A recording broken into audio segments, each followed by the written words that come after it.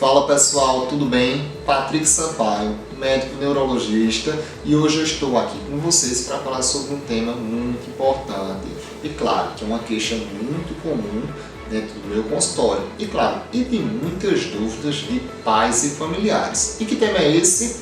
Epilepsia na infância. Epilepsia, né? O que é epilepsia? Que doença é essa? Como é que acontece? Que faixa etária? O que pode causar? Então, fica comigo aqui neste canal, que é o Fala Neuro, para você entender um pouco sobre esta doença e como é que ela funciona, como é que eu posso trazer dicas para te ajudar, se você tem um familiar, se você tem uma criança, se você conhece alguém que possa trazer esse caráter informativo, né? Então fica aqui comigo que eu vou trazer mais informações para vocês.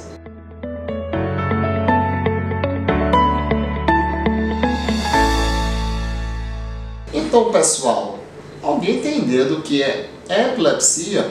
Então, primeira coisa, epilepsia, de maneira bem genérica, para a gente entender bem, é o que? Epilepsia é a doença da neurologia, do sistema nervoso central, no caso do cérebro, que cursa com crises convulsivas, né? Então, crises convulsivas, vejam só, uma crise só que acontecer no indivíduo, ela não é igual ou sinônimo de que você tem epilepsia. Primeiro, eu acho que a primeira informação mais importante que você deve entender é isso. É claro que, primeiro, diante de uma queixa de crise convulsiva, vamos entender o cenário, a história. Essa é a parte, sabe o quê? Do Sherlock Holmes. Porque a epilepsia, vejam só, já estou dando spoiler. O diagnóstico é clínico. É a forma como aconteceu, a circunstância em que aconteceu aquela crise convulsiva, como foi que se manifestou, que iniciou.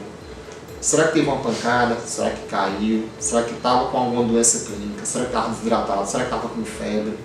Então, todos esses elementos que eu estou trazendo para vocês fazem parte de uma entrevista médica quando a gente está diante de um caso de crise convulsiva.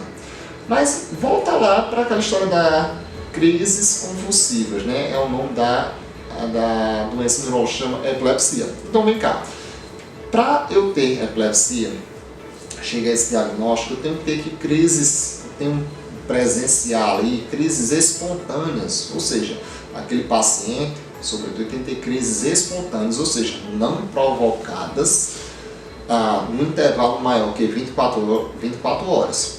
Ou seja, tem uma crise hoje, eu posso ter uma com 10 anos depois? Sim, posso ter uma com 10 anos depois e ainda assim esse diagnóstico pode ser estabelecido. Vejam só, esse detalhe é importante.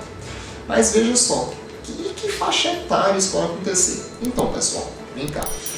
A epilepsia é um transtorno cerebral que costuma acontecer nos extremos de idade. Quando eu digo extremos de idade, o quê?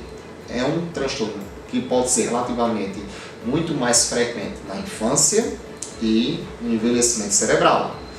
Então, principalmente na infância. Então, o neurologista que cuida da parte da neurologia infantil, que atende pacientes com epilepsia, é claro que ele tem habilidade, ele tem experiência de conduzir essa consulta e de fazer essa investigação.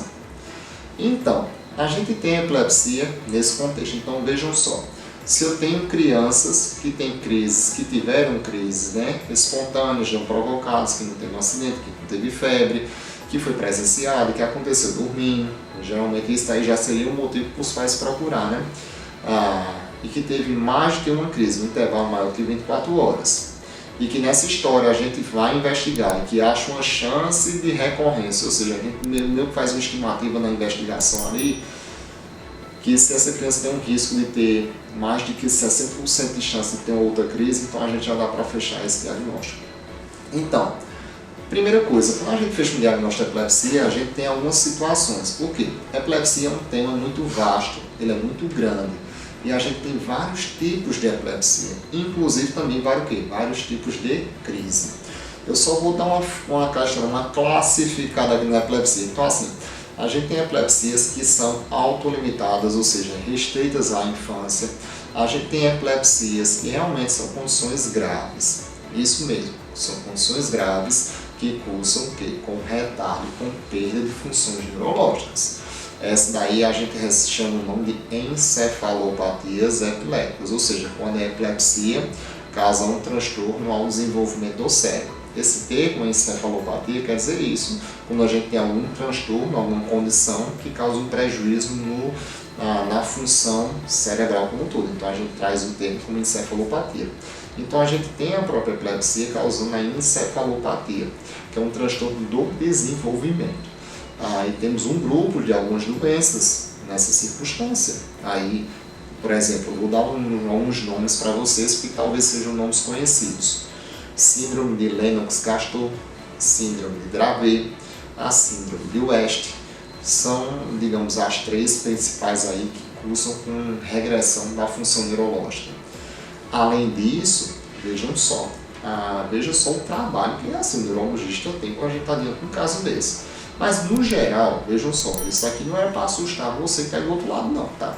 No geral, as epilepsias elas podem ter um curso benigno, tá certo? E você ter as manifestações convulsivas e você iniciar um tratamento e na grande maioria, vejam só, cerca de 85% dos casos, você vai controlar essas crises com um remédio.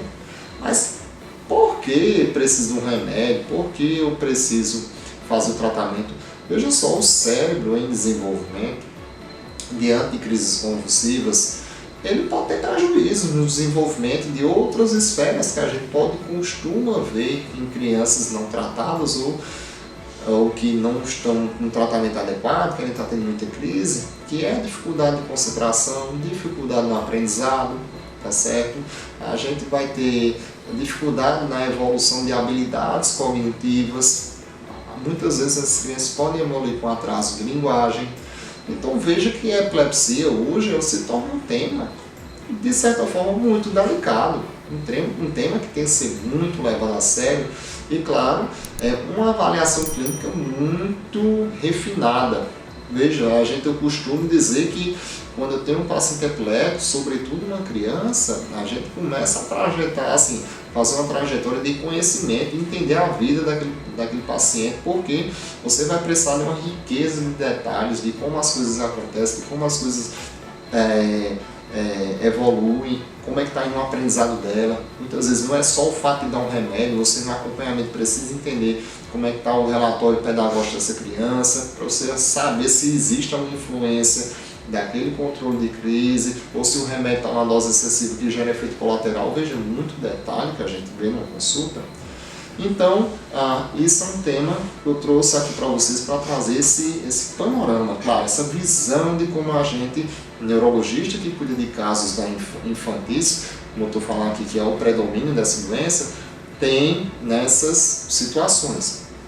Outro ponto importante, a gente tem, acho que é um termo bastante usado, até às vezes de maneira errônea, que é a ausência, crises de ausência. A crise de ausência, como a gente vai fazer a descrição semiológica, ou seja, como ela acontece, são pausas de congelamento, literalmente. Você congela por segundos e depois volta a ter consciência, ou seja, você perde a consciência de maneira transitória.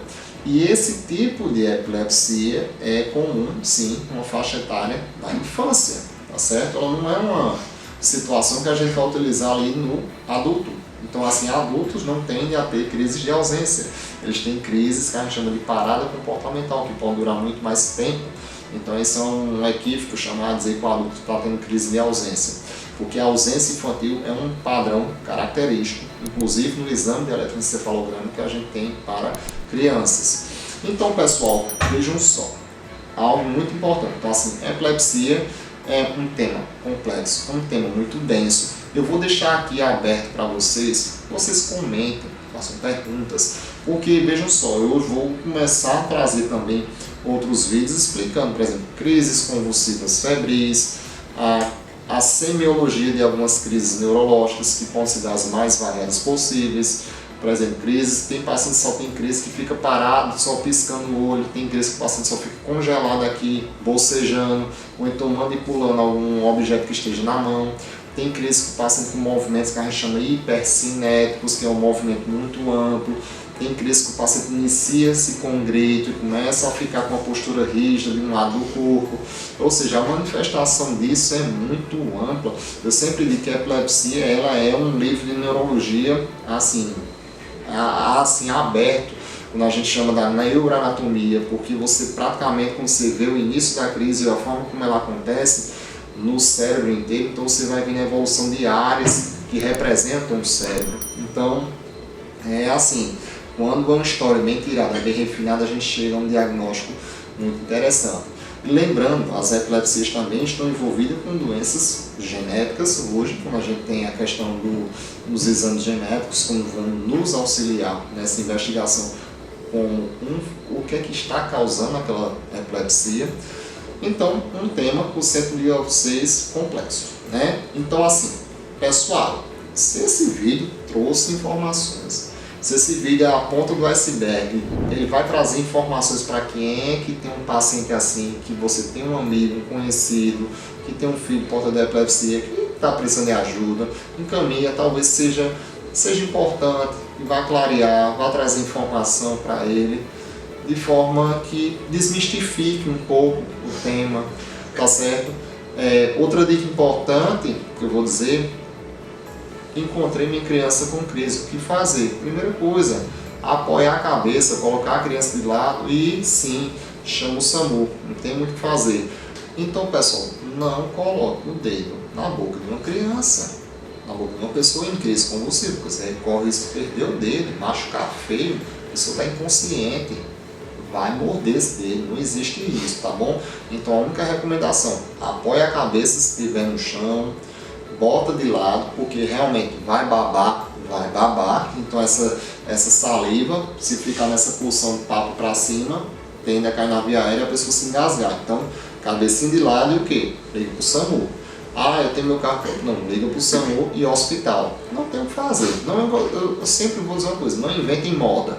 Existe o SAMU para isso, liga pro SAMU, tá certo? Deixa o ambiente arejado ali e a criança, principalmente, sobretudo, de lado, tá bom? Então, pessoal, manda esse vídeo para aquelas pessoas que você sabe que tem alguém com epilepsia, que conhece alguém com epilepsia, que eu sei que tem coisa aqui que vai ajudar. São dicas valiosas, às vezes dicas que vocês vão conseguir, não conseguiram ter em consultas, não conseguiram escutar um profissional falando, então eu estou deixando isso aqui para vocês.